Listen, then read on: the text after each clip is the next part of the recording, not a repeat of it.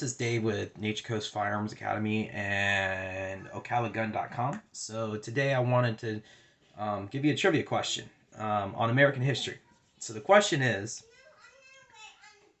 in what year was the NRA founded?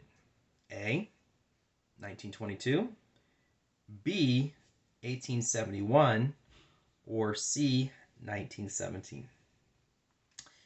If you said B, you are correct. So what happened was that after the Civil War, a couple of um, individuals, Colonel William Church and George Wingate, um, thought that the Army's shooting abilities could be improved. And so they wanted to bring a scientific method to shooting. And this allowed, you know, improvements in not only rifling but also many of the safety rules and the safety protocols that we follow today. So not only did this help the military shoot better and more accurate, but it also helped us develop the safety rules. And then it wasn't until 1975 did the NRA become more of a political organization, and they started lobbying to protect our Second Amendment rights, which is needed. I just read a headline today about how this was posted on CBS, that why the AR-15 is the choice gun for mass shooters, and really that's just absolute craziness, because an AR-15 is not something that you can just easily sneak into a stadium or sneak into a mass event without somebody noticing. So if your goal is really to reduce criminal violence with guns, going after the AR-15 statistically show that they're not the number one choice of bad guys. So AR-15s, you can't conceal carry them. So whether you like them today or not, some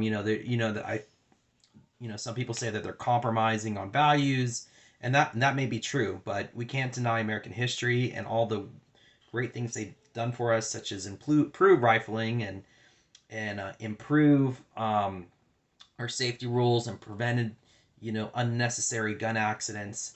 And so we can continue that tradition today. So that's why it's the foundation of what we do with our safety courses. So if you haven't already, take a look. We have the Conceal Carry um, class, and we have the beginner's guide to firearms, and we have private sessions. So go out to ocalagun.com, take a look, get involved, protect your American rights. If you don't exercise your rights, you're going to lose them.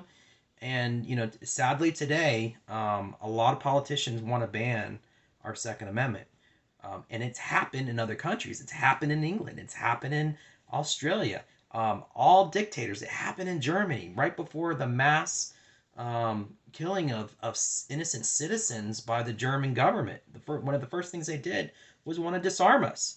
And so we can't let that happen in America. We want to protect our rights. We want to protect, because that Second Amendment, it really backs up everything else. It backs up the First Amendment, the Third Amendment, the Fourth Amendment, and so on and so on, because we have the ability to defend ourselves. And if we let politicians take those rights away from us, there's nothing stopping them from another, genocide against the population, against your friends and your family and your community.